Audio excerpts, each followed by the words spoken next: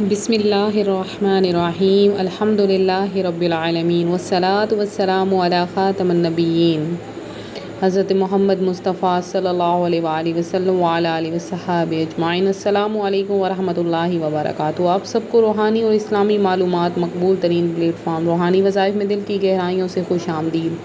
اللہ تعالیٰ آپ سب کو ایمان، صحت، عافیت، رزق حلال، سکون قلب اور اپنی رحمتوں کے سائے میں رکھے۔ آج کی یہ ویڈیو بہت خاص ہے کیونکہ آج ہم بات کریں گے اسلامی سال کے ایک ایسے مہینے کے بارے میں جس کے حوالے سے معاشرے میں بہت سی غلط فہمیاں پائی جاتی ہیں۔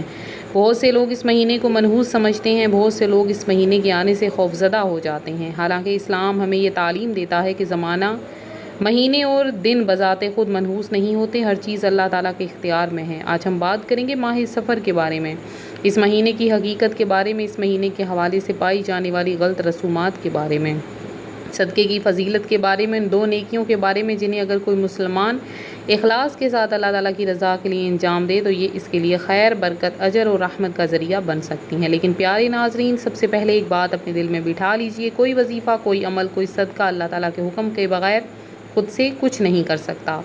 اصل طاقت صرف اور صرف اللہ رب العزت کی ہے۔ صدقہ اس لیے نہیں کہ ہم اللہ تعالیٰ پر کوئی شرط عائد کریں، صدقہ اس لیے ہے کہ ہم نے رب کی رضا حاصل کریں، اپنے دل سے بخل نکالیں، ضرورت مند کی مدد کریں، اللہ تعالیٰ کے سامنے اپنی عاجزی کا اظہار کریں۔ جب بندہ اللہ تعالیٰ کی راہ میں دیتا ہے تو اللہ تعالیٰ اس کے دل میں وسعت پیدا فرماتا ہے، اس کے مال میں برکت، اس کے لیے ایسے راستے کھول دیتا ہے جس کا اسے گمان بھی نہیں۔ ناظرین کرام، ماہ سفر اسلامی سال کا دوسرا مہینہ ہے۔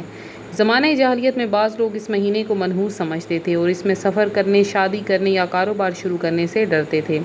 ہمارے پیارے نبی صلی اللہ علیہ وآلہ وسلم نے ان غلط عقائد کی اصلاح فرمائی اور بتایا کہ بدشگونی اسلام کی تعلیم نہیں۔ اس لیے اگر کوئی شخص ماہ سفر کو منحوس سمجھتا ہے، اس مہینے میں کسی کام کو صرف اس وجہ سے برا سمجھتا ہے کہ یہ سفر کا مہینہ ہے، تو اسے اپنے عقیدے کی اصلاح کرنی چاہیے۔ مسلمان کا عقیدہ یہ ہے کہ نفع اور نقصان اللہ تعالیٰ کے اختیار میں ہے، زندگی اور موت اللہ تعالیٰ کے اختیار میں ہے، رزق اللہ تعالیٰ کے اختیار، مصیبتوں کو دور کرنے والا بھی اللہ ہی ہے۔ اس لیے آج کی یہ ویڈیو کا مقصد کسی مہینے کو منحوس قرار دینا نہیں، بلکہ اس مہینے میں اللہ تعالیٰ کی طرف رجوع، صدقہ و خیرات، دعا اور نیکی کی ترغیب دینا ہے۔ ناظرین، صدقہ ایسی عبادت ہے جس کا اثر صرف دینے والے تک محدود نہیں بلکہ اس کا فائدہ لینے والے تک بھی پہنچتا ہے۔ ایک بھوکے کو کھانا کھلا دینا، کسی ضرورت مند کی مدد کر دینا، کسی بیمار کی دوا کا انتظام کر دینا، کسی یتیم کے سر پر شفقت کا ہاتھ رکھ دینا، کسی پیاسے کو پانی پلانا، یہ سب صدقے کی صورتیں ہیں۔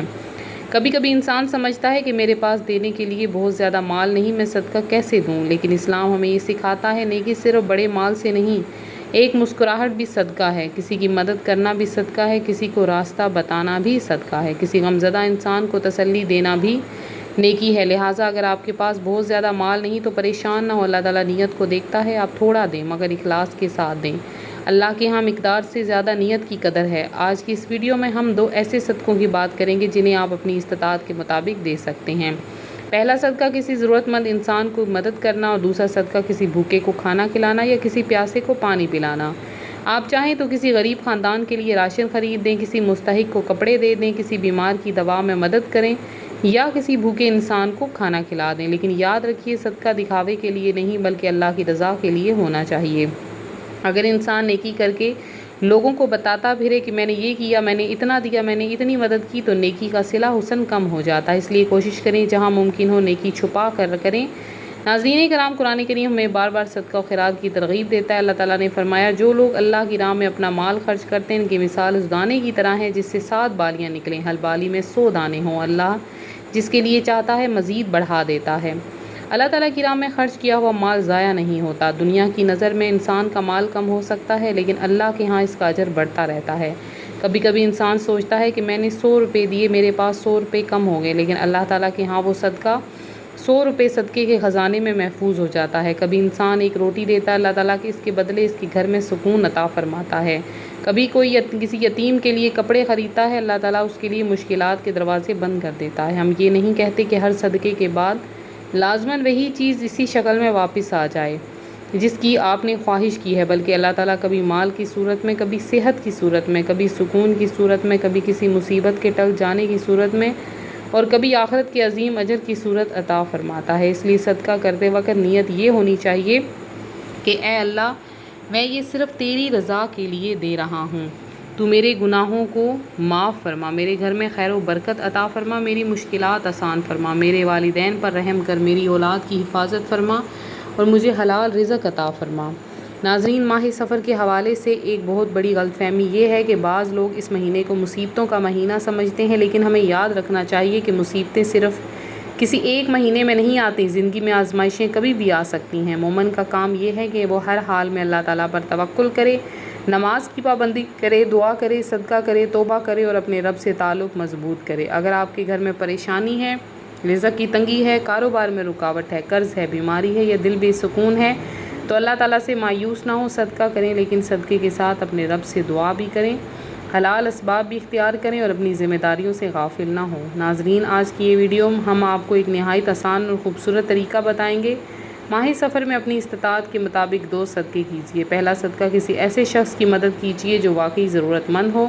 آپ کسی غریب گھرانے کو راشن دے سکتے ہیں، کسی بیوہ کی مدد کر سکتے ہیں، کسی یتیم بچے کے لیے کھانا خرید کر سکتے ہیں، کسی مزدور کو کھانا کھلا سکتے ہیں، کسی بیمار انسان کے علاج میں حصہ ڈال سکتے ہیں۔ دوسرا صدقہ پانی یا کھانے کا کیجیے۔ اگر آپ کے علاقے میں کوئی پیاسا ہے، مسجد میں پانی کا انتظام کریں، کسی مزدور کو ٹھنڈا پانی پلا دیں، کسی بھوکے کو کھانا کھلائیں تو یہ عظیم نیکی ہے۔ اگر آپ کے پاس مال کم ہے تو صرف ایک روٹی بھی کافی ہے، ایک گلاس پانی بھی کافی ہے، بشرطے کہ نیت خالص ہو۔ ناظرین، ایک مرتبہ ایک شخص نے پیاسے جانور کو پانی پلایا، اللہ تعالیٰ نے اس کے عمل کو پسند فرمایا۔ اس سے ہمیں معلوم ہوتا ہے اللہ تعالیٰ اپنی مخلوق پر رحم کرنے والے بندوں کو پسند کرتا ہے، اس لیے صدقہ صرف انسانوں تک محدود نہیں، جانوروں کو پانی پلانا، کھانا دینا بھی نیکی ہے۔ آپ اپنے گھر کے باہر پانی کا برتن رکھ سکتے ہیں، پرندوں کے لیے دانہ ڈال سکتے ہیں، کسی جانور کو کھانا دے سکتے ہیں۔ یہ چھوٹے چھوٹے اعمال اللہ تعالیٰ کے ہاں بہت بڑے بن سکتے ہیں۔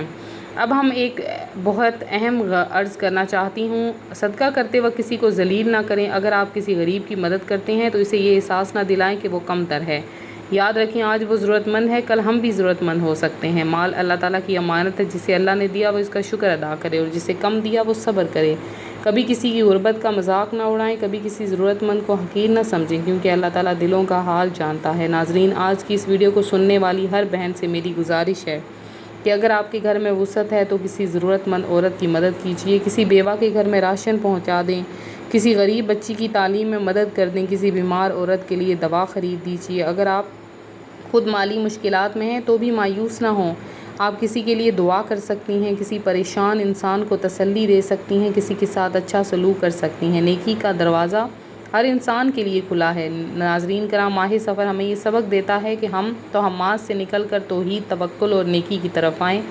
کسی دن کو منحوس نہ سمجھیں، کسی مہینے کو برا نہ کہیں، بلکہ اپنے اعمال کا جائزہ لیں۔ اگر گھر میں پریشانی ہے تو دیکھیں کہیں ہم نماز سے غافل تو نہیں، کہیں حرام کمائی تو نہیں، کہیں کسی کا حق تو نہیں مارا، کہیں والدین ناراض تو نہیں، کہیں رشتہ داروں سے تعلق قطع تو نہیں، کہیں زبان سے کسی کو تکلیف تو نہیں دی، کیونکہ کبھی کبھی انسان مصیبت کا سبب باہر تلاش کرتا ہے، حالانکہ اصلاح کی ضرورت اپنے اندر ہوتی ہے۔ اس لیے صدقے کے ساتھ توبہ بھی کریں، استغفار کریں، نماز کی پابندی کریں، لوگوں کے حقوق بھی ادا کریں۔ ناظرین، آج کا ہمارا پیغام بہت سادہ ہے، ماہ سفر کو منحوس نہ سمجھیں، اللہ تعالیٰ پر بھروسہ کریں، اپنی استطاعت کے مطابق صدقہ کریں، کسی بھوکے کو کھانا کھلائیں، کسی پیاسے کو پانی پلائیں، کسی ضرورت مند کی مدد کریں اور دل سے دعا کریں۔ اللہ تعالیٰ آپ کے صدقے کو قبول کرے، آپ کے گھر میں سکون عطا کرے، آپ کے رزق میں برکت دے، آپ کی پریشانیاں دور فرمائے اور آپ کو ہر شر سے محفوظ رکھے۔ اب آئیے ہم سب مل کر دعا کرتے ہیں۔ اللہ رب العالمین، ہم تیرے کمزور بندے ہیں، ہم گناہوں کو معاف فرما دے، ہمارے خطاؤں سے درگزر فرما، ہمارے گھروں میں سکون عطا کر، ہمارے رزق میں برکت، ہمارے جو لوگ قرض میں مبتلا ہیں ان کے قرض ادا فرما، جو بیمار ہیں انہیں شفا عطا فرما، جو بے اولاد ہیں انہیں نیک اولاد عطا کر، جن کے گھر میں پریشانی ہے خوشی عطا فرما، جن کے دل ٹوٹے ہیں انہیں سکون دے، ہمارے والدین پر رحم کر، ہماری اولاد کی حفاظت فرما، ہمیں حلال رزق عطا فرما، ہمیں صدقہ و خیرات کرنے والا بنا، ہمیں ریاکاری سے بچا، تکبر سے بچا، حرام سے بچا، ہر مصیبت آزمائش میں صبر استقامت عطا فرما۔ یا اللہ، جو بھی بہن یا بھائی یہ ویڈیو سن رہی ہے اس کی جائز حاجت پوری کر، اس کی پریشانی دور کر، اس کے گھر میں رحمت نازل کر، اس کے دل کو اپنے ذکر سے زندہ فرما، اسے دنیا و آخرت کی بھلائیاں عطا کر، آمین یا رب العالمین۔ ناظرین، اگر آپ کو یہ ویڈیو پسند آئے شیئر کریں، کیونکہ ممکن ہے آپ کے شیئر کرنے سے کسی ضرورت مند کو صدقے کی ترغیب مل جائے، کسی پریشان انسان کو امید مل جائے اور کسی دل کو اللہ تعالیٰ کی طرف رجوع کا راستہ مل جائے۔ اللہ تعالیٰ ہمیں سب کو نیکی کرنے، نیکی پھیلانے، اخلاص کے ساتھ اپنی زندگی گزارنے کی توفیق عطا فرمائے، آمین۔